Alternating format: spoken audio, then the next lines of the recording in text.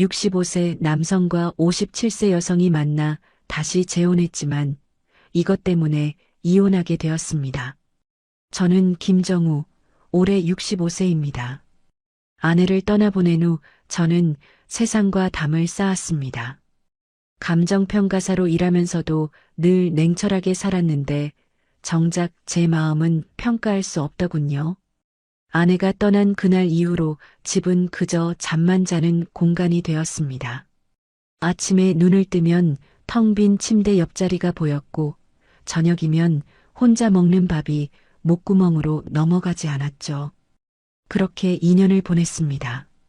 자식들은 걱정했지만 저는 괜찮다고만 했어요. 사실 괜찮지 않았습니다. 그냥 살아있을 뿐이었죠. 어느 가을날이었습니다. 산책을 하다 동네 베이커리 앞을 지나갔어요. 따뜻한 빵 냄새가 코끝을 스쳤습니다. 이상하게 그날따라 발걸음이 멈춰지더군요. 유리문 너머로 한 여성이 보였습니다. 흰 앞치마를 두른 채 반죽을 치대는 모습이 참 평온해 보였어요. 문을 열고 들어갔습니다. 어서 오세요. 밝은 목소리가 들렸죠. 그 여성이 조은하였습니다. 57세라고는 믿기지 않을 만큼 활기찬 미소를 지으며 저를 맞아주었어요. 뭘 드릴까요? 저는 아무거나 손가락으로 가리켰습니다. 말을 제대로 할 수가 없었어요.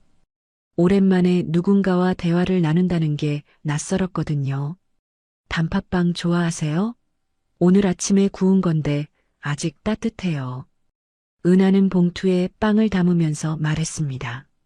손끝이 참 따뜻해 보였어요. 그 작은 움직임 하나하나에서 사람의 온기가 느껴졌습니다. 얼마입니까? 2,500원이에요. 자주 오시면 단골 할인도 해드릴게요. 그날 이후 저는 자주 그 베이커리를 찾았습니다. 처음엔 빵을 사러 간다는 핑계였지만 사실은 은하의 밝은 목소리가 듣고 싶었어요. 그 웃음소리가 제 마음속 얼어붙은 무언가를 조금씩 녹이는 것 같았습니다. 어느 날 은하가 먼저 말을 걸었습니다. 손님, 혹시 매일 오시는 건 빵이 맛있어서예요? 아니면 외로우셔서예요? 깜짝 놀랐습니다. 제 속마음을 들킨 것 같아서요. 은하는 웃으며 말했죠. 저도 비슷했거든요.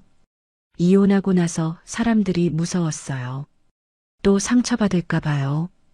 그래서 빵을 만들기 시작했습니다. 그 순간 저는 깨달았습니다.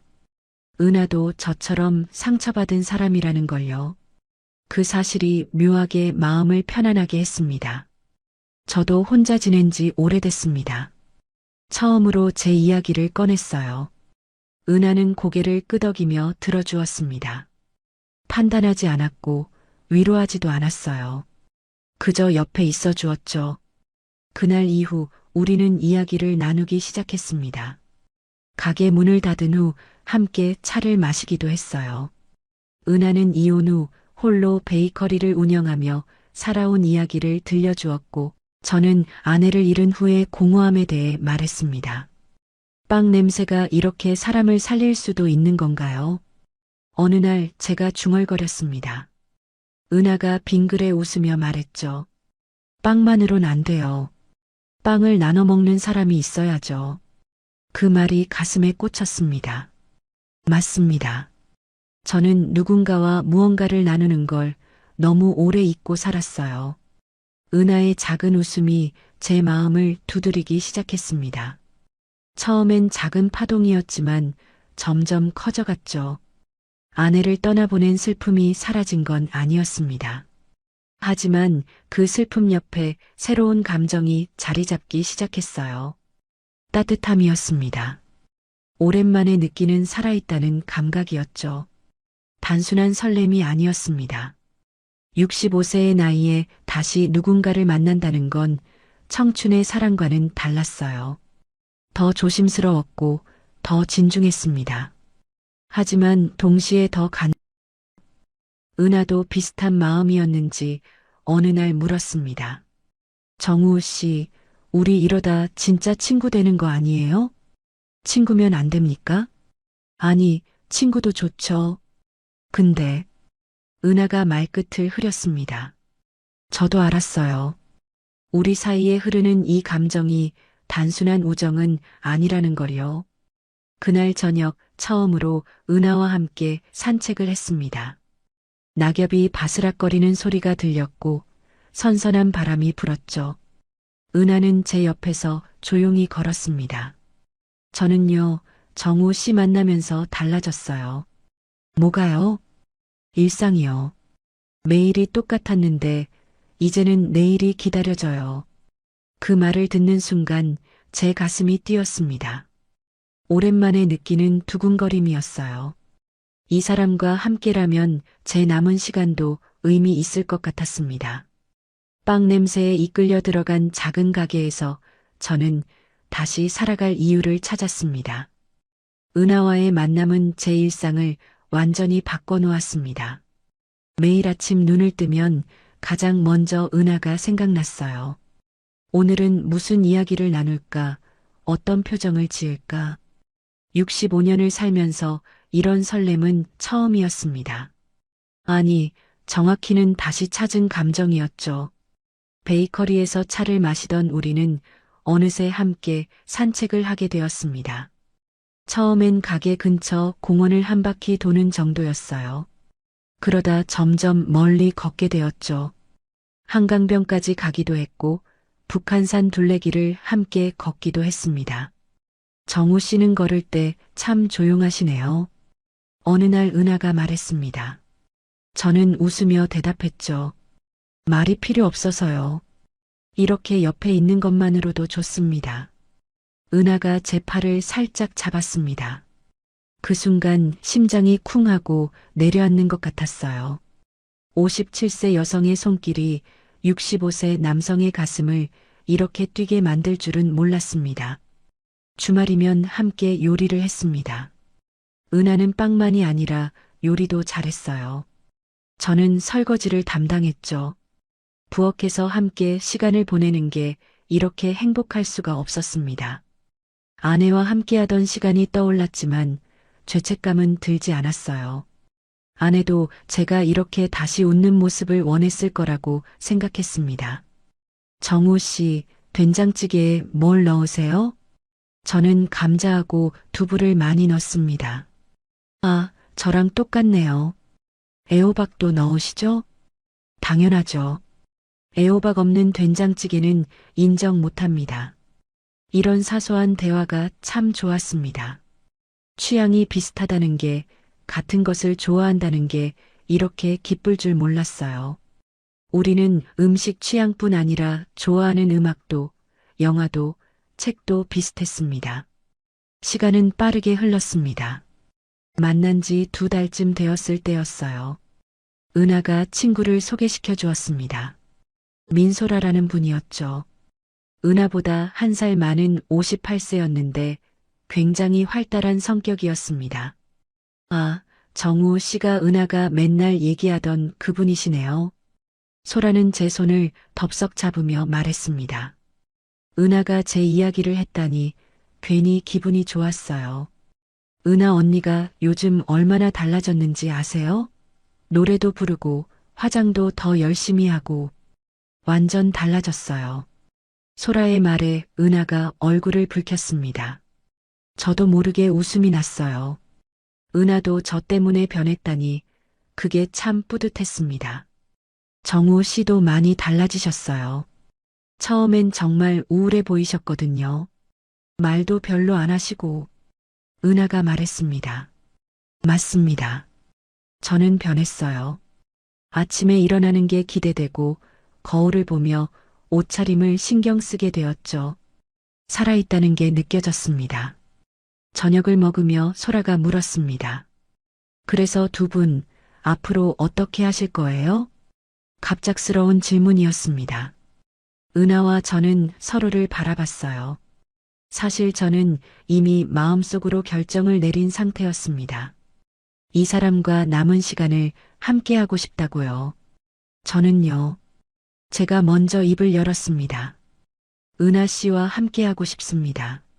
남은 시간이 얼마나 될지 모르겠지만 이 사람이면 함께해도 좋겠다는 생각이 듭니다. 은하가 눈을 크게 떴습니다. 소라는 박수를 쳤어요. 오, 프로포즈 아니에요? 은하 언니, 뭐라고 할 거예요? 은하는 한참을 말없이 저를 바라봤습니다. 눈가가 촉촉해지더니 천천히 고개를 끄덕였어요. 저도요, 정우 씨. 정우 씨와 있으면 일상이 달라요. 매일이 특별해지는 기분이에요. 그날 밤 집으로 돌아오는 길에 은하가 제 손을 꼭 잡았습니다. 찬바람이 불었지만 전혀 춥지 않았어요. 오히려 뜨거웠습니다. 정우 씨, 우리 정말 결혼하는 거예요? 네, 하고 싶습니다. 저는요, 이혼하고 나서 다시는 결혼 안 하려고 했어요. 무섭기도 했고 자신도 없었죠. 은하가 조용히 말했습니다. 근데 정우 씨 만나고 생각이 바뀌었어요. 혼자 사는 것도 괜찮지만 함께 사는 게 더 좋을 수도 있겠다는 생각이 들었어요. 저는 은하의 손을 더 꼭 잡았습니다. 이 손을 놓치고 싶지 않았어요. 남은 인생을 이 사람과 함께 걷고 싶었습니다. 소라는 우리의 든든한 응원군이 되어 주었습니다. 결혼 준비를 도와주겠다며 발벗고 나섰죠. 은하의 베이커리에 자주 들러 이것저것 조언을 해주었어요. 언니, 이 나이에 재혼하는 거 쉬운 결정 아니잖아요. 정말 잘 생각한 거 맞죠? 응, 잘 생각했어. 정우 씨는 좋은 사람이야. 저도 그렇게 느꼈어요. 은하 언니 바라보는 눈빛이 진짜예요. 소라의 말을 전해 듣고 저는 더 확신이 들었습니다. 이 길이 맞다고요. 하지만 마음 한편에선 불안함도 있었습니다. 정말 우리가 함께 살 수 있을까? 나이가 들어서 하는 재혼이 과연 순조로울까? 각자의 습관과 생활 방식이 다를 텐데 잘 맞춰갈 수 있을까? 그런 생각을 하고 있는데 은하가 물었습니다. 정우 씨, 무슨 생각해요? 아니, 아무것도요. 거짓말. 얼굴에 다 써 있어요. 은하는 정말 제 마음을 잘 읽었습니다. 저는 솔직하게 말했어요. 조금 걱정됩니다. 잘할 수 있을까 해서요. 저도 걱정돼요. 근데요, 정우 씨, 우리 나이에 완벽할 순 없잖아요. 그냥 서로 맞춰가면 되는 거예요. 은하의 말이 맞았습니다. 완벽할 필요는 없었어요. 그저 함께 노력하면 되는 거였죠. 우리는 빠르게 결혼을 준비했습니다. 거창한 건 필요 없었어요. 작은 결혼식이면 충분했습니다. 가족들과 가까운 지인들만 모여서 소박하게 치르기로 했죠. 소라가 말했습니다. 요즘 세상에 이렇게 순수한 사랑이 어디 있어요. 두 분 보면 제가 다 설레요. 그 말을 들으니 제 선택이 틀리지 않았다는 확신이 들었습니다. 은하와 함께라면 남은 인생이 행복할 거라고요. 사랑의 온도는 빠르게 익어갔습니다. 짧은 시간이었지만 우리는 서로에게 깊이 스며들었어요. 이제 곧 한 가족이 될 거였습니다. 가장 큰 고비는 자식들에게 말하는 것이었습니다. 아들 하나, 딸 하나를 둔 저는 이들에게 재혼 소식을 어떻게 전해야 할지 며칠 밤을 고민했어요. 아내를 잃은 지 2년밖에 안 됐는데 벌써 다른 사람을 만난다고 하면 뭐라고 할까? 혹시 배신감을 느끼진 않을까? 일요일 오후 아이들을 집으로 불렀습니다. 둘 다 바쁜 와중에도 아버지가 부른다니 시간을 냈죠. 거실에 마주 앉으니 입이 떨어지지 않았어요. 애들아, 아버지가 할 말이 있다. 아들 민준이가 먼저 물었습니다. 무슨 일이세요? 건강 문제예요? 아니, 그런 건 아니고. 저는 한참을 망설이다 말했습니다.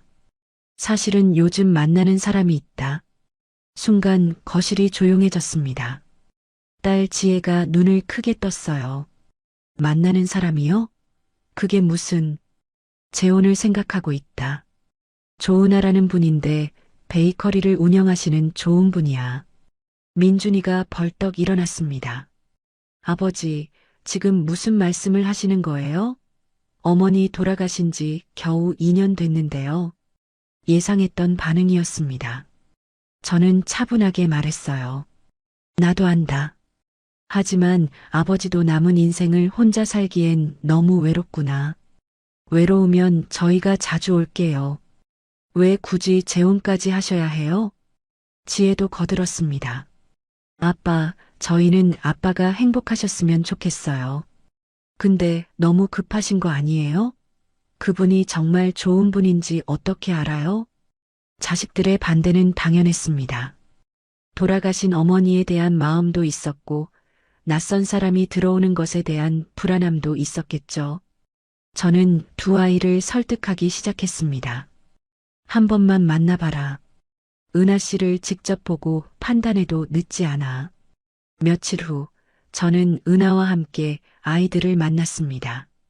분위기는 처음엔 냉랭했어요.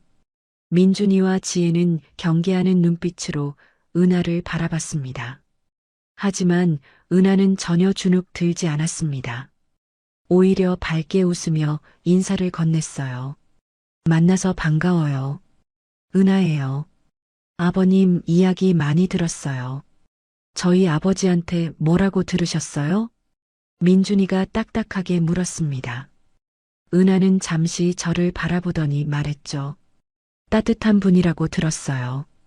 처음엔 말씀이 없으셔서 무뚝뚝한 줄 알았는데 알고 보니 깊은 생각이 많으신 분이더라고요. 우리 아버지 좋은 분이죠. 그런데 그게 재혼 이유가 되나요?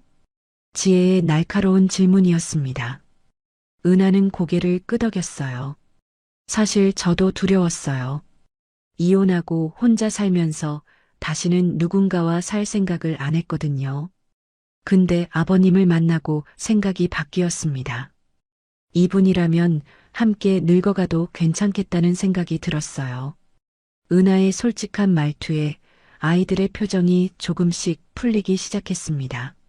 식사를 하면서 은하는 자연스럽게 자기 이야기를 했어요. 이혼 후 홀로 베이커리를 운영하며 살아온 것, 외로웠지만 견뎌온 것들을요. 저는 여러분 아버지한테서 잃어버렸던 걸 찾았어요. 누군가와 함께하는 일상의 소중함이요. 그 말에 지혜가 눈시울을 붉혔습니다. 민준이도 표정이 한결 부드러워졌어요. 식사가 끝나고 돌아가는 길에 민준이가 제 어깨를 두드렸습니다. 아버지, 좋은 분 같아요. 근데 정말 서두르지 마세요. 천천히 생각하시고요. 고맙다, 민준아. 며칠 후 지혜에게서 전화가 왔습니다. 아빠, 저 생각 좀 해봤어요. 아빠가 행복하셨으면 좋겠어요. 은하 이모님도 괜찮은 분 같고요. 그 말을 듣는 순간 눈시울이 뜨거워졌습니다. 아이들의 허락을 받은 것 같아 마음이 한결 가벼워졌어요. 결혼식은 조촐하게 준비했습니다. 작은 예식장을 빌려 가족들과 친한 지인들만 초대했죠. 화려할 필요가 없었습니다. 진심만 있으면 됐어요. 식장에 들어설 때 은하가 제 팔을 잡았습니다. 흰색 원피스를 입은 은하는 정말 아름다웠어요. 57세라는 나이가 무색할 만큼 빛이 났습니다. 떨려요, 정우 씨. 저도 떨립니다. 우리는 버질로드를 함께 걸었습니다. 민준이와 지혜가 앞에서 웃으며 손을 흔들어 줬어요. 소라도 앞자리에 앉아 눈물을 닦고 있었습니다. 주례는 친구가 맡아줬습니다. 길지 않은 주례사였지만 가슴에 와닿았어요. 사랑의 나이가 어디 있습니까? 인생의 후반전을 함께하기로 한 두 분의 용기에 박수를 보냅니다. 서약을 할 때였습니다. 은하가 저를 똑바로 바라보며 말했어요. 정우 씨, 앞으로 남은 길 함께 가요. 그 말에 제 목이 메었습니다. 오랜만에 느끼는 벅찬 감정이었어요. 저도 은하의 손을 꼭 잡으며 대답했습니다. 네, 함께 가겠습니다. 끝까지요. 반지를 끼우는 순간 주변에서 박수 소리가 터져 나왔습니다. 은하의 눈에서 눈물이 흘러내렸어요. 저도 눈가가 뜨거워졌습니다. 65세 남자가 결혼식에서 우는 모습이 우습게 보일 수도 있었지만 전혀 신경 쓰이지 않았어요. 피로연에서 민준이가 덕담을 해줬습니다. 아버지, 행복하세요. 은하 이모님도 잘 부탁드립니다. 지혜도 은하의 손을 잡으며 말했어요. 이모님, 우리 아빠 잘 부탁해요. 좋은 분이에요. 은하가 고개를 끄덕이며 대답했습니다. 물론이죠. 지혜 씨도 자주 놀러 오세요. 그날은 제 인생에서 가장 완벽한 날이었습니다. 아내를 떠나보낸 후 다시는 이런 행복을 느낄 수 없을 거라 생각했는데 저는 틀렸어요. 사랑은 다시 찾아왔고 저는 그 사랑을 받아들였습니다. 저녁에 새 집으로 돌아왔습니다. 우리가 함께 살 보금자리였어요. 은하가 거실을 둘러보며 말했습니다. 우리 집이네요, 정말. 네, 우리 집입니다. 저는 은하의 손을 꼭 잡았습니다. 이 손을 놓지 않을 거라고, 끝까지 함께 할 거라고 다짐했어요. 그날 밤 저는 행복에 젖어 잠들었습니다. 하지만 그것은 시작에 불과했습니다. 진짜 시험은 이제부터였어요. 우리는 아직 몰랐습니다. 사랑만으로는 모든 게 해결되지 않는다는 걸요. 함께 산다는 건 생각보다 훨씬 어려운 일이라는 걸요. 그날 밤의 완벽한 행복은 정점이었습니다. 그리고 모든 정점 이후엔 내리막이 있다는 것도 저는 곧 깨닫게 될 것이었습니다. 신혼의 달콤함은 생각보다 빨리 식어갔습니다. 함께 살기 시작한 지 한 달쯤 지났을 때였어요. 작은 것들이 눈에 들어오기 시작했죠. 아침이면 저는 6시에 일어납니다. 평생을 그렇게 살아왔거든요. 세수하고 간단한 스트레칭을 한 다음 아침 식사를 준비해요. 모든 게 계획대로 움직이는 게 편했습니다. 그런데 은하는 달랐어요. 은하는 베이커리를 운영하면서 새벽에 일어나는데 익숙했지만 은퇴 후엔 자유롭게 지내고 싶어 했습니다. 어떤 날은 7시에 일어나고 어떤 날은 9시까지 자기도 했죠. 정해진 스케줄 없이 그날 기분에 따라 움직였어요. 처음엔 괜찮았습니다. 은하의 자유로운 모습이 오히려 신선하게 느껴졌어요. 하지만 시간이 지나면서 불편함이 쌓이기 시작했습니다. 은하 씨, 오늘 저녁은 뭘 먹을까요? 아침 식사를 하며 제가 물었습니다. 저는 장을 미리 계획해서 보는 게 좋았거든요. 글쎄요, 그때 가서 생각해요. 뭐 먹고 싶은 거 있으면 사면 되죠. 은하는 태연하게 대답했습니다. 그 말에 속으론 답답함이 올라왔어요. 계획 없이 산다는 게 제겐 불안했습니다. 거실 정리도 문제였습니다. 저는 물건이 제자리에 있어야 마음이 편했어요. 리모컨은 테이블 왼쪽, 안경은 서랍 위, 신문은 소파 옆 바구니에. 모든 게 정해진 자리가 있었죠. 하지만 은하는 읽던 책을 소파에 펼쳐두고 컵을 여기저기 놓아두고 옷을 의자에 걸쳐두었습니다. 나쁜 의도는 전혀 없었어요. 그냥 은하의 방식이 그랬던 거죠.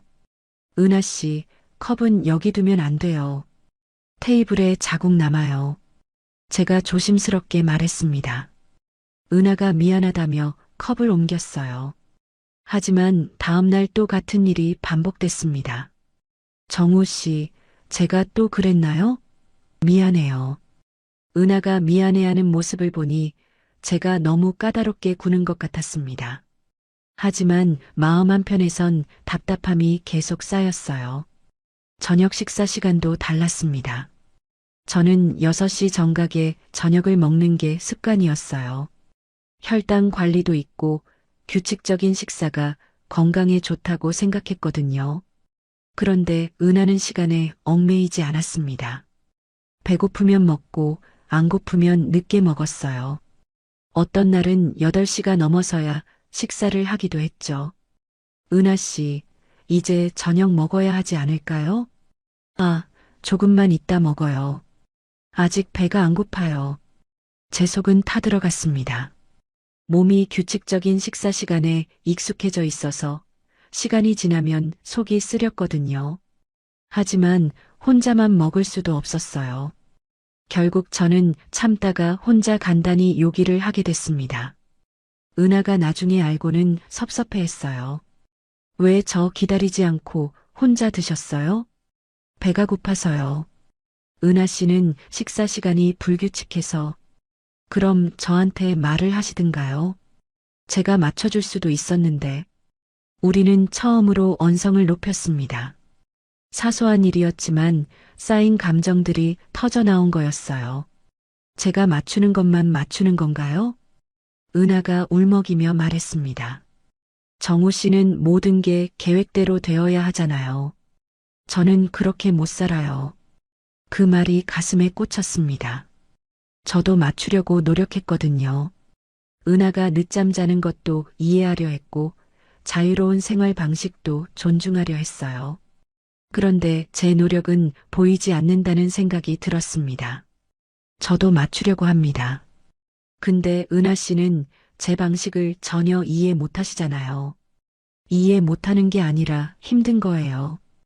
왜 매 순간을 계획해야 하죠? 그냥 자연스럽게 살면 안 돼요? 은하의 말에 저는 할 말을 잃었습니다. 자연스럽게 산다는 게 제겐 어려웠거든요.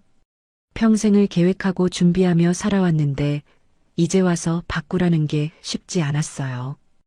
그날 밤 우리는 각자 방으로 들어갔습니다. 침대에 누워서도 잠이 오지 않았어요. 은하와의 대화가 계속 머릿속을 맴돌았습니다. 정말 내 방식만 옳은 걸까?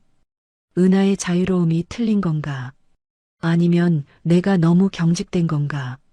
다음 날 아침 은하가 먼저 말을 걸어왔습니다. 정우 씨, 어젯밤 일 미안해요. 제가 너무 감정적으로 말했어요. 아니에요. 제가 이해심이 부족했습니다. 우리는 화해했지만 뭔가 껄끄러운 기운은 남아 있었습니다. 서로 노력하겠다고 약속했지만 습관이란 쉽게 바뀌지 않았어요. 저는 여전히 정리정돈을 중요하게 생각했고 은하는 여전히 자유롭게 살고 싶어 했습니다. 우리는 서로를 맞추려 애썼지만 그게 오히려 스트레스가 됐어요. 은하는 제 눈치를 보기 시작했습니다. 컵을 놓을 때도 책을 둘 때도 제 반응을 살폈죠. 그 모습을 보니 제가 은하를 억압하는 것 같아 마음이 불편했습니다. 저 역시 은하에게 맞추려 노력했습니다. 저녁 시간을 조금 늦추기도 하고 정리를 덜 신경 쓰려고도 했어요. 하지만 몸이 따라주지 않았습니다. 불규칙한 생활은 저를 피곤하게 만들었어요. 어느 날 저녁 은하가 조용히 말했습니다. 정우 씨, 우리 조금 힘든 것 같아요. 저도 그렇게 느낍니다. 우리는 솔직해질 필요가 있었습니다.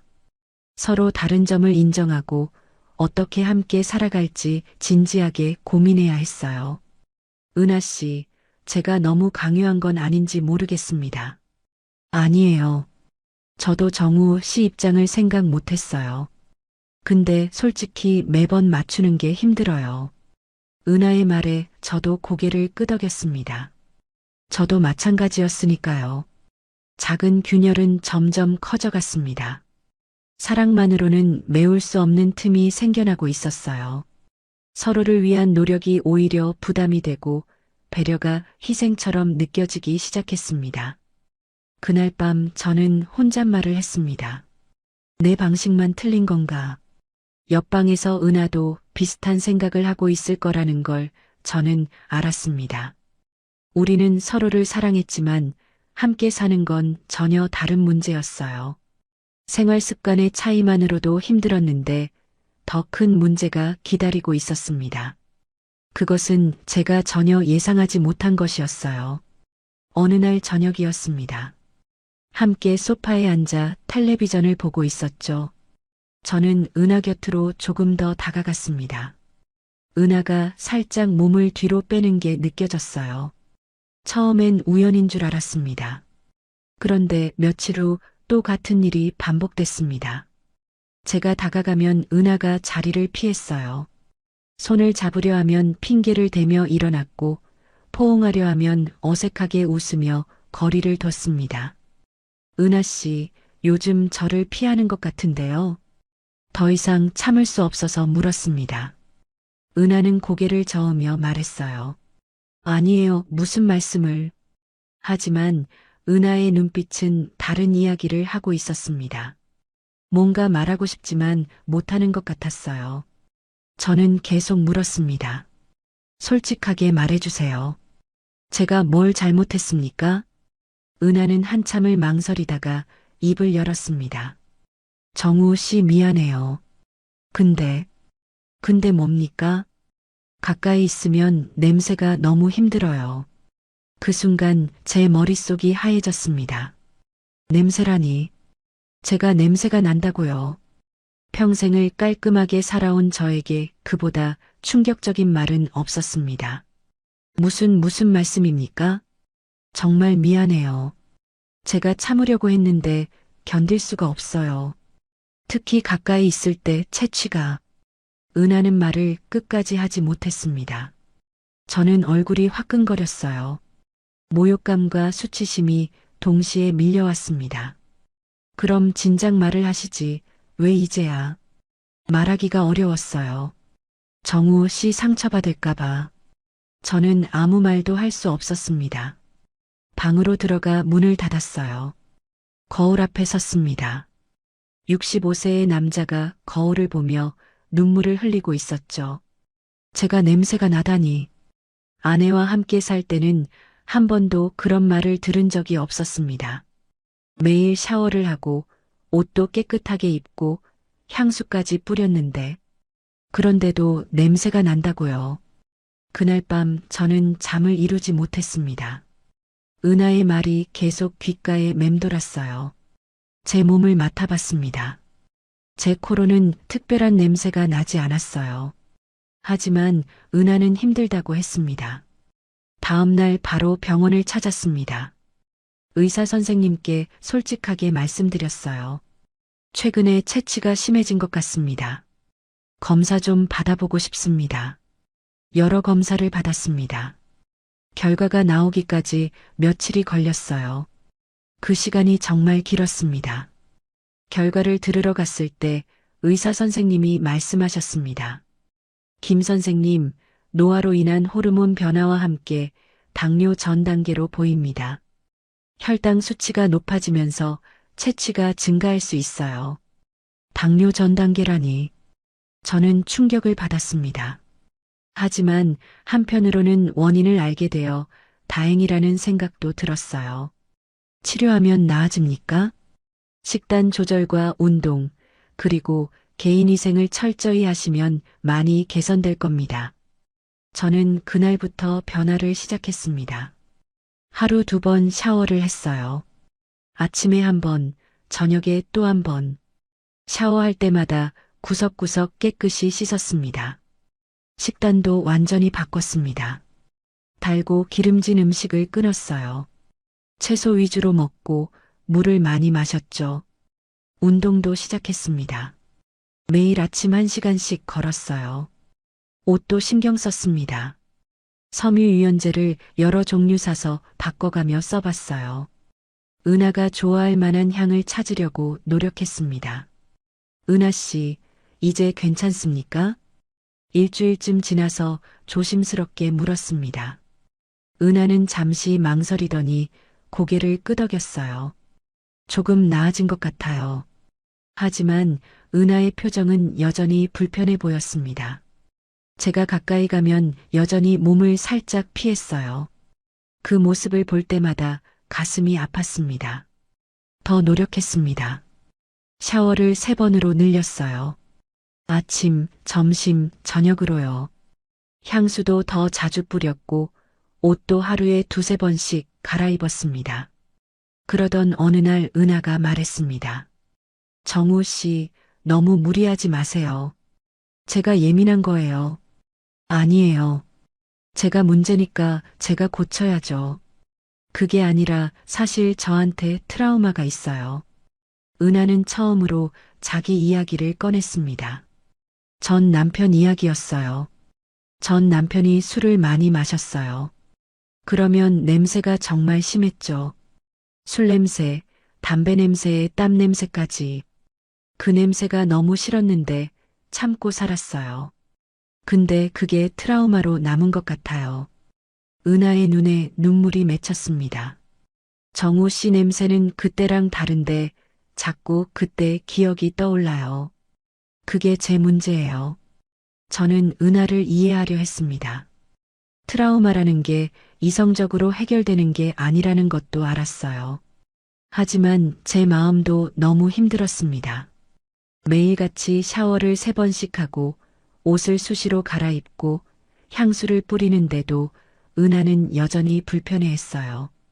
제가 아무리 노력해도 은하의 트라우마를 지울 수는 없었습니다. 점점 거리가 멀어졌습니다. 은하는 제 옆에 앉지 않았고 손도 잡지 않았어요. 스킨십은 완전히 사라졌습니다. 은하 씨, 우리 좀 가까워질 수 없을까요? 어느 날 간절하게 물었습니다. 은하는 고개를 저었어요. 미안해요, 정우 씨. 노력하고 있는데 잘 안 돼요. 그날 밤 은하가 제안했습니다. 정우 씨, 우리 잠시 각방을 쓰는 게 어떨까요? 각방이라는 말에 가슴이 무너졌습니다. 결혼한 지 몇 달 안 됐는데 벌써 각방을 쓴다니요. 그게 필요합니까? 제가 예민해서 밤에 잠을 못 자요. 정우 씨도 편하실 거예요. 저는 고개를 끄덕일 수밖에 없었습니다. 은하를 더 이상 힘들게 할 수 없었으니까요. 짐을 챙겨 작은 방으로 옮겼습니다. 결혼할 때 함께 쓰던 침대가 이제는 은하 혼자 쓰는 침대가 됐어요. 저는 좁은 방의 작은 침대에 누웠습니다. 천장을 바라보며 생각했습니다. 이게 결혼 생활인가? 사랑하는 사람과 같은 집에 살면서도 각방을 쓰고 가까이 다가가지도 못하는 이게 부부인가? 감정의 거리는 점점 멀어졌습니다. 우리는 같은 집에 사는 남남이 되어가고 있었어요. 아침 인사는 나눴지만 대화는 줄었고 함께 있어도 각자의 시간을 보냈습니다. 심리적 상처는 계속 쌓였습니다. 제가 아무리 노력해도 은하는 편해하지 못했고 은하가 불편해하는 모습을 볼 때마다 저는 작아졌어요. 이것 때문에 우리의 사랑은 멀어지고 있었습니다. 냄새 하나가 두 사람 사이를 이렇게까지 갈라놓을 줄은 몰랐습니다. 폭발은 시간 문제였어요. 각방 생활이 시작되면서 우리 사이의 거리는 더욱 멀어졌습니다. 같은 집에 살지만 서로 다른 세계에 사는 것 같았어요. 아침에 눈을 뜨면 은하의 목소리가 들리지 않았고 밤에 잠들 때도 혼자였습니다. 모든 게 부딪혔습니다. 취향도 수면 패턴도 생활 리듬도요. 은하는 밤늦게까지 텔레비전을 보는 걸 좋아했어요. 드라마를 보다가 영화를 보고 예능 프로그램까지 이어서 봤죠. 소리가 작은 방까지 새어 들어왔습니다. 저는 10시면 잠자리에 들어야 했어요. 일찍 자고 일찍 일어나는 게 몸에 배어 있었거든요. 하지만 거실에서 들리는 텔레비전 소리 때문에 잠들기 어려웠습니다. 은하 씨, 소리 좀 줄여주실 수 있습니까? 문을 열고 조심스럽게 부탁했습니다. 은하가 미안하다며 볼륨을 낮췄어요. 하지만 다음날 또 같은 일이 반복됐죠. 식사 시간도 점점 따로였습니다. 저는 여전히 규칙적으로 먹었고 은하는 불규칙하게 먹었어요. 함께 식탁에 앉는 일이 줄어들었습니다. 처음엔 일주일에 몇 번이었는데 나중엔 주말에 한두 번 정도만 함께 먹었어요. 오늘 저녁은 같이 먹을까요? 제가 물으면 은하는 이렇게 대답했습니다. 글쎄요, 저는 배가 안 고파서요. 정우 씨 먼저 드세요. 그 말을 들을 때마다 마음 한편이 허전했습니다. 우리는 부부였지만 동거인처럼 살고 있었어요. 어느 날 저녁 은하가 전화를 받는 소리가 들렸습니다. 친구 소라였나 봐요.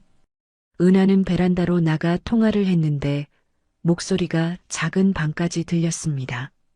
소라야, 나 요즘 너무 힘들어. 은하의 목소리가 떨리고 있었어요. 저도 모르게 귀를 기울였습니다. 정우 씨는 좋은 분이야. 근데 함께 사는 게 이렇게 힘든 줄 몰랐어. 모든 게 안 맞아. 소라가 뭐라고 말하는지는 들리지 않았습니다. 하지만 은하의 대답은 선명하게 들렸어요. 내가 이기적인 건가? 정우 씨는 나한테 맞추려고 엄청 노력하는데 나는 그게 부담스러워. 그 말에 가슴이 철렁했습니다. 제 노력이 은하에게는 부담이었다니요. 그래, 내 말이 맞는 것 같아. 나는 혼자가 더 편한 사람인가 봐. 이게 나인가 봐. 소라가 그렇게 말했나 봅니다. 은하는 혼자가 더 편한 사람이라고요. 그 말이 제 귓속에서 메아리 쳤습니다. 통화가 끝나고 은하가 들어왔습니다. 제 방문이 살짝 열려 있는 걸 보고 깜짝 놀란 표정을 지었어요. 정우 씨 깨어 계셨어요? 네, 잠이 안 와서요. 아, 그렇구나. 통화 소리 시끄러웠죠? 미안해요. 은하는 자기 방으로 들어갔습니다. 저는 침대에 누워 천장을 바라봤어요. 은하의 말이 계속 머릿속을 맴돌았습니다. 혼자가 더 편한 사람. 그게 은하라고요. 그럼 저는 뭡니까? 은하를 불편하게 만드는 존재인 거죠. 며칠 후 제가 먼저 입을 열었습니다. 은하 씨, 우리 이야기 좀 해야 할 것 같습니다. 은하도 알고 있었는지 조용히 고개를 끄덕였어요. 우리는 거실에 마주 앉았습니다. 소라 씨와 통화하는 거 들었습니다. 은하의 얼굴이 굳었습니다. 일부러 엿들은 건 아니에요. 근데 들리더라고요. 은하 씨는 혼자가 더 편하다고요. 정우 씨, 아니, 말씀 안 하셔도 됩니다. 저도 느끼고 있었어요. 우리가 맞지 않는다는 걸요. 제 목소리가 떨렸습니다. 참으려 했지만 감정이 북받쳤어요. 제가 뭘 더 어떻게 해야 합니까? 하루에 3번씩 샤워하고 식단 조절하고 은하 씨 눈치 보면서 사는데 그래도 부족합니까? 정우 씨, 그게 아니에요. 그럼 뭡니까? 제가 냄새 나는 게 문제입니까? 아니면 제 생활 방식이 문제입니까? 아니면 제 존재 자체가 문제입니까? 목소리가 점점 커졌습니다. 쌓였던 감정들이 터져 나왔어요. 은하도 목소리를 높였습니다. 정우 씨도 저한테 맞추라고만 하잖아요. 저도 힘들어요. 매번 정우 씨 시간에 맞춰야 하고 정우 씨 방식대로 살아야 하고 그럼 제가 은하 씨한테 맞춰야 합니까? 제 평생 습관을 다 버리고요? 저도 제 방식을 버리라는 말씀이세요? 우리는 처음으로 격렬하게 다퉜습니다. 지금까지 참았던 말들이 쏟아져 나왔어요. 서로에게 상처 주는 말들이었습니다. 결국 우리는 맞지 않는 거네요. 제가 말했습니다. 은하가 눈물을 흘리며 대답했어요. 맞지 않는 게 아니에요. 사랑하는데 함께 사는 게 힘든 거예요. 그게 무슨 말입니까? 사랑하면 함께 살 수 있어야 하는 거 아닙니까? 저도 몰라요. 저도 처음 겪는 일이에요. 은하는 자기 방으로 들어갔습니다. 문이 닫히는 소리가 유난히 크게 들렸어요. 저는 거실에 홀로 남았습니다. 소파에 앉아 고개를 숙였죠. 눈물이 떨어졌습니다. 65세 남자가 이렇게 무력하게 우는 모습이 한심했지만 멈출 수가 없었어요. 결국 난 또 실패한 사랑이 된 건가? 혼잣말이 입 밖으로 나왔습니다. 아내를 잃고 다시 찾은 사랑이었는데 이것마저 실패하는 건가요?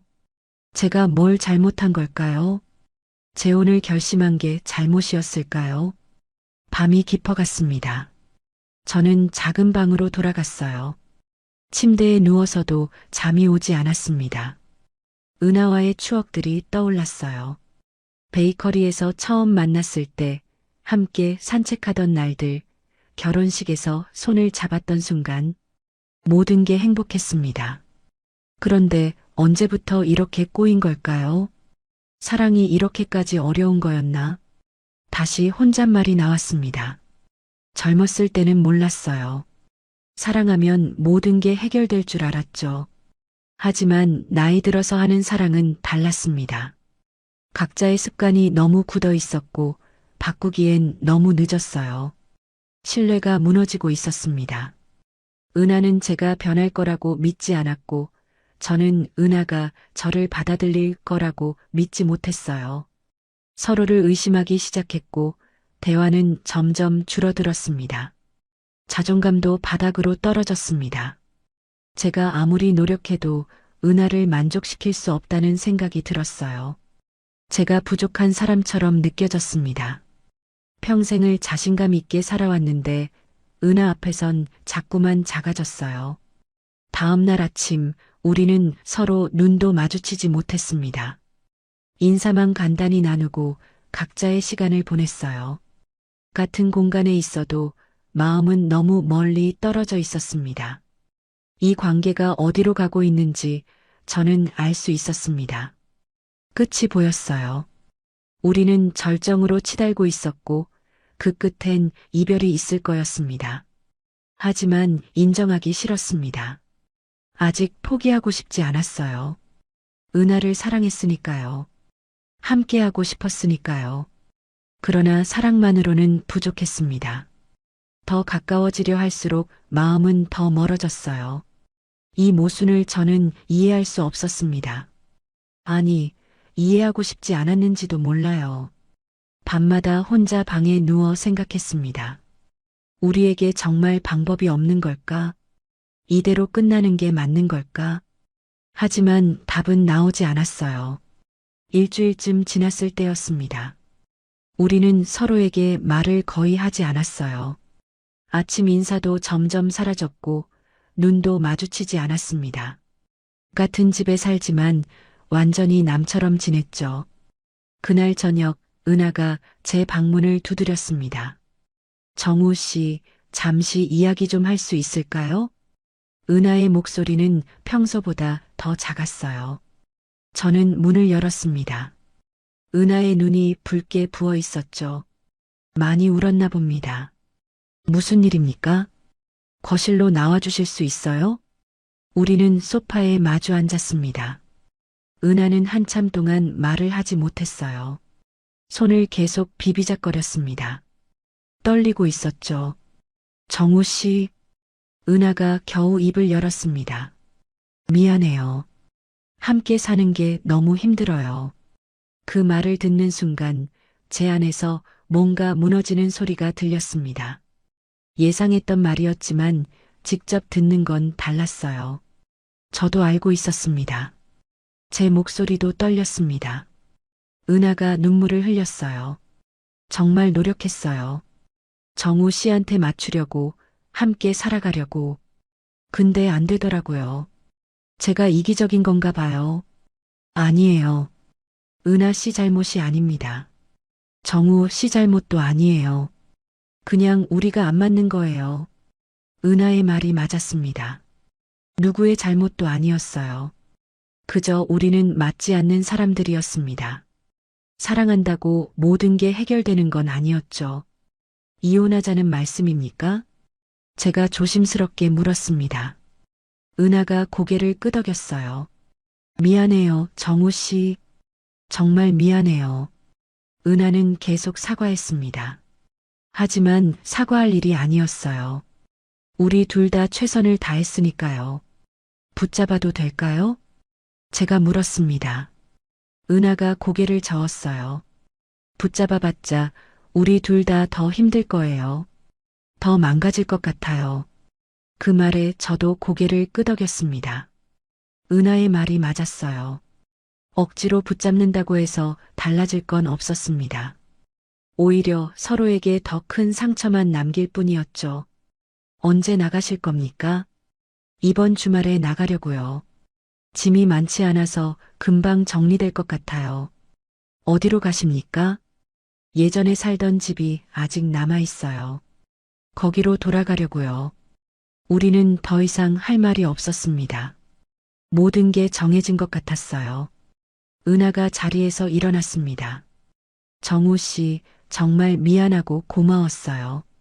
저는 대답하지 못했습니다. 목이 메었거든요.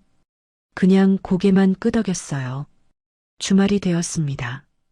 은하는 아침부터 짐을 쌌어요. 옷가지, 책, 소소한 물건들. 많지 않았습니다. 결혼하면서 가져온 게 별로 없었거든요. 저는 제 방에 있다가 나왔습니다. 은하가 큰 박스를 들고 있었어요. 무거워 보였습니다. 제가 들어드리겠습니다. 아니에요, 괜찮아요. 아닙니다. 제가 들겠습니다.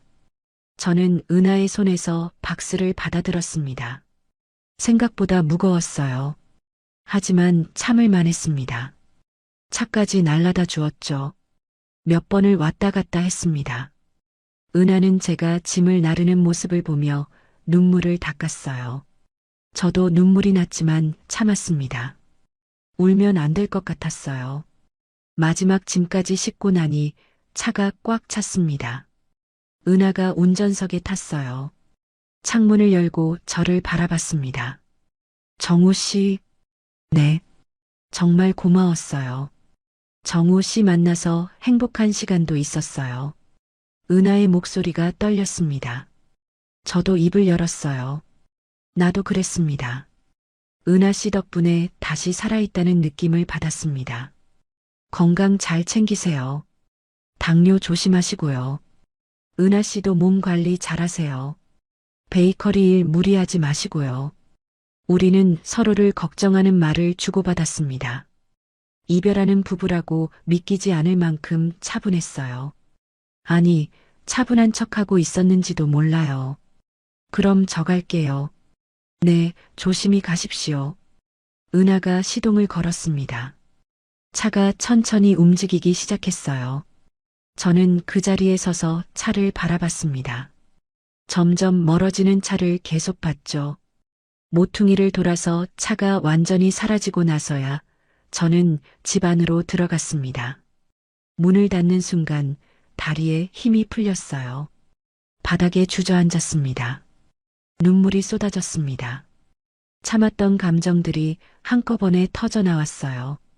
어깨가 들썩였고 소리내어 울었습니다. 65세 남자가 바닥에 주저앉아 우는 모습이 한심했지만 멈출 수가 없었어요. 얼마나 울었을까요? 한참을 울고 나니 조금 진정이 됐습니다. 일어나서 거실을 둘러봤어요. 은하가 있던 흔적들이 사라져 있었습니다. 소파에 놓여있던 은하의 쿠션, 테이블 위에 은하가 좋아하던 꽃병, 냉장고에 붙어있던 은하의 메모지, 모두 사라졌어요. 집이 텅 비어 보였습니다. 은하의 방문을 열어봤습니다. 침대만 덩그러니 남아 있었어요. 옷장도 비어 있고 화장대도 깨끗했습니다. 은하의 향기만 희미하게 남아 있었죠. 저는 침대에 앉았습니다. 이 침대에서 우리가 함께 잤던 때가 있었어요. 행복했던 신혼의 순간들이 떠올랐습니다. 결국 이렇게 끝나는구나. 혼잣말이 나왔습니다. 재혼은 실패였습니다. 하지만 후회는 하지 않았어요. 은하를 만난 건 제 인생에서 의미 있는 일이었으니까요. 저녁이 되었습니다. 혼자 식사를 차렸어요. 오랜만이었습니다. 은하와 함께 살기 전의 생활로 돌아간 거죠. 밥을 먹으며 생각했습니다. 별이 나쁜 것만은 아니라고요. 서로를 위한 선택이었다고요. 붙잡고 있었다면 우리 둘 다 더 불행했을 거예요. 보내줌으로써 서로에게 자유를 준 거였습니다. 은하도 지금쯤 예전 집에 도착했겠죠. 짐을 풀고 혼자만의 공간에서 편안함을 느끼고 있을 거예요. 그 생각에 조금 마음이 놓였습니다. 밤이 깊어갔습니다. 작은 방의 침대에 누웠어요. 천장을 바라보며 생각했습니다. 이제 다시 혼자구나. 처음 아내를 잃었을 때처럼 혼자가 됐구나. 하지만 그때와는 달랐습니다. 이번엔 선택이었어요. 제가 은하를 보내주기로 선택한 거였습니다. 그 선택에는 사랑이 담겨 있었어요. 진정한 사랑은 붙잡는 게 아니라 보내주는 것일 수도 있다는 생각이 들었습니다. 상대방의 행복을 위해 손을 놓아주는 것, 그게 더 큰 사랑일 수도 있겠죠. 눈을 감았습니다. 은하의 얼굴이 떠올랐어요. 처음 만났을 때의 밝은 미소, 함께 산책하던 모습, 결혼식에서의 행복한 표정, 모두 소중한 기억이었습니다. 은하 씨, 행복하세요. 마지막 인사를 속으로 했습니다. 이제 정말 끝이었어요. 아름다운 이별이었습니다. 서로를 미워하지 않고 원망하지 않고 헤어질 수 있었으니까요. 그게 우리가 서로를 위해 할 수 있는 마지막 배려였습니다. 은하가 떠난 후 한 달이 지났습니다. 처음 일주일은 정말 힘들었어요. 아침에 눈을 뜨면 은하가 보고 싶었고, 저녁이면 혼자 식사하는 게 너무 외로웠습니다. 하지만 시간이 지나면서 조금씩 적응이 됐어요. 혼자 사는 것도 나쁘지 않더라고요. 제 시간대로 살 수 있었고, 누구 눈치 볼 필요도 없었습니다. 정리정돈도 제 마음대로 할 수 있었죠. 이게 원래 제 모습이었구나 싶었어요. 하지만 그냥 집에만 있을 순 없었습니다. 사람들과 단절되면 또다시 우울해질 것 같았거든요. 그래서 뭔가 새로운 일을 시작하기로 했어요. 동네 노인센터에서 봉사자를 모집한다는 공고를 받습니다. 고민하다가 신청했죠. 일주일에 2번 어르신들과 시간을 보내는 일이었어요. 처음 센터에 갔을 때는 어색했습니다. 저보다 나이 많은 어르신들도 계셨고 비슷한 또래분들도 계셨어요. 다들 저를 반갑게 맞아주셨습니다. 새로 오신 분이네요. 환영합니다. 한 할머니가 제 손을 잡으며 말씀하셨어요. 따뜻한 손길이었습니다. 오랜만에 느끼는 사람의 온기였죠. 저는 주로 어르신들과 이야기를 나누거나 산책을 도와드렸습니다. 어떤 날은 장기를 두기도 하고 어떤 날은 그냥 옆에 앉아 이야기를 들어드리기도 했어요. 김 선생님은 어떻게 여기까지 오셨어요? 한 할아버지가 물으셨습니다. 저는 솔직하게 말씀드렸어요. 재혼했다가 이혼했습니다. 혼자 지내려니 외로워서 나왔습니다. 아이고, 그러셨구만. 재혼도 쉽지 않은 일인데. 네, 생각보다 어려웠습니다. 그래도 시도는 해보신 거 아닙니까? 그게 중요한 거죠. 할아버지의 말에 위로를 받았습니다. 맞아요. 저는 시도했어요. 실패했지만 도전은 했습니다. 그것만으로도 의미가 있는 거였죠. 센터에 다니면서 제 생활에 활력이 생겼습니다.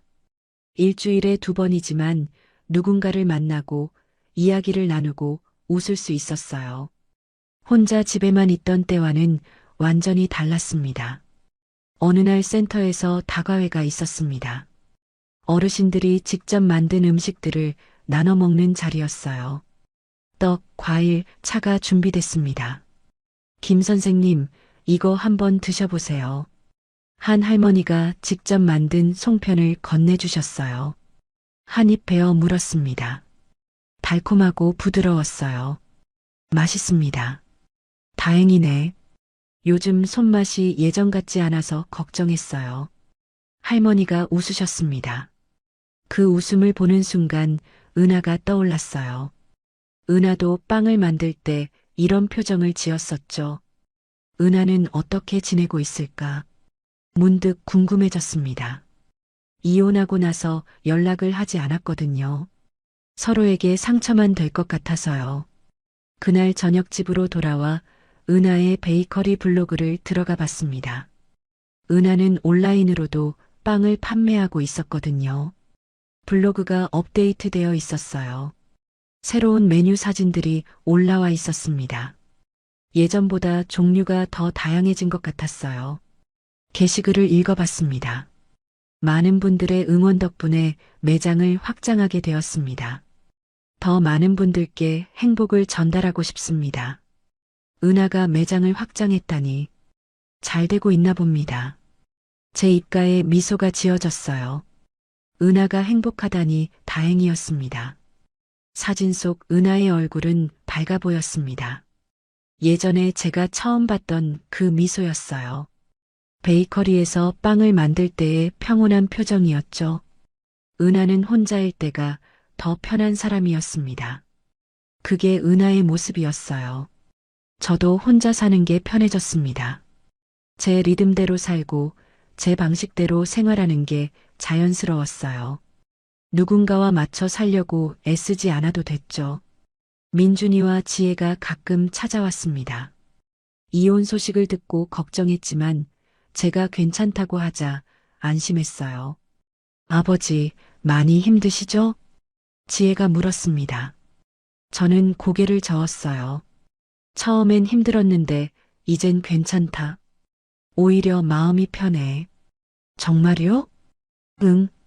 억지로 맞추며 사는 것보다 혼자 사는 게 나은 것 같구나. 민준이가 말했습니다. 아버지, 재혼이 실패했다고 생각하지 마세요. 도전하신 거잖아요. 그래, 내 말이 맞다. 실패가 아니라 경험이지. 자식들과 이야기를 나누며 저는 깨달았습니다. 재혼은 실패가 아니었어요. 제 삶의 한 페이지였습니다. 그 페이지를 넘기고 다음으로 가는 거였죠. 계절이 바뀌었습니다. 은하와 처음 만났던 가을이 다시 왔어요. 낙엽이 지고 바람이 선선해졌습니다. 산책을 하다가 은하의 베이커리 앞을 지나게 됐어요. 확장 공사를 마친 매장은 예전보다 훨씬 넓어 보였습니다. 손님들이 많았어요. 유리창 너머로 은하가 보였습니다. 빵을 포장하며 손님과 이야기를 나누고 있었죠. 저는 발걸음을 멈췄습니다. 들어가야 하나 말아야 하나 고민했어요. 그러다 그냥 지나치기로 했습니다. 들어가서 뭐라고 말하겠어요. 우리는 이미 할 말을 다 했습니다. 몇 걸음 가다가 뒤에서 목소리가 들렸습니다. 정우 씨? 돌아보니 은하가 서 있었습니다. 언제 나왔는지 저를 따라온 거였어요. 은하 씨, 오랜만이에요. 네, 오랜만입니다. 우리는 어색하게 마주 섰습니다. 뭐라고 말해야 할지 몰랐어요. 매장 확장하신 거 축하드립니다. 아, 고마워요. 정우 씨는 요즘 어떻게 지내세요? 노인센터에서 봉사활동하고 있습니다. 괜찮습니다. 그렇구나. 잘 지내시는 것 같아서 다행이에요. 은하가 미소 지었습니다. 밝은 미소였어요. 저도 따라 웃었습니다. 은하 씨도 잘 지내시는 것 같아 다행입니다. 네, 저도 괜찮아요. 바쁘게 지내니까 좋더라고요. 우리는 더 이상 할 말이 없었습니다. 하지만 어색하지 않았어요. 서로를 미워하거나 원망하지 않았으니까요. 그럼 저는 이만. 네, 건강하세요, 정우 씨. 은하 씨도요. 우리는 각자의 길로 갔습니다. 뒤돌아보지 않았어요. 그럴 필요가 없었습니다. 이미 끝난 일이었으니까요. 집으로 돌아오는 길에 생각했습니다. 사랑은 때로는 놓아주는 것에서 완성된다는 걸요. 붙잡는 게 사랑이 아니라 상대방의 행복을 위해 손을 놓는 게 진짜 사랑일 수도 있다고요. 은하와 저는 서로를 사랑했습니다. 하지만 함께 살 수 없었어요. 그래서 놓아줬습니다. 그게 서로를 위한 최선의 선택이었죠. 이제 우리는 서로를 떠올릴 때 미소 지을 수 있는 사이가 됐습니다. 원망이나 후회 없이 추억할 수 있는 관계였어요. 그것만으로도 충분했습니다. 저는 다시 혼자가 됐지만 외롭지 않았습니다. 노인센터에서 만나는 사람들, 가끔 찾아오는 자식들, 그리고 제 자신과의 시간, 모두 소중했어요. 재혼은 실패가 아니었습니다. 제 삶의 한 페이지였고 그 페이지에는 은하와의 소중한 시간들이 담겨 있었어요. 이제 다음 페이지를 넘길 시간이었습니다. 어떤 이야기가 펼쳐질지 모르겠습니다. 하지만 두렵지 않았어요. 인생은 계속되고 저는 계속 살아갈 테니까요. 그날 밤 일기를 썼습니다. 사랑은 때로는 놓아주는 것에서 완성된다. 은하와의 시간은 짧았지만 의미 있었다. 후회는 없다.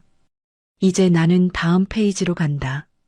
일기장을 덮고 불을 껐습니다. 편안한 마음으로 잠들었어요.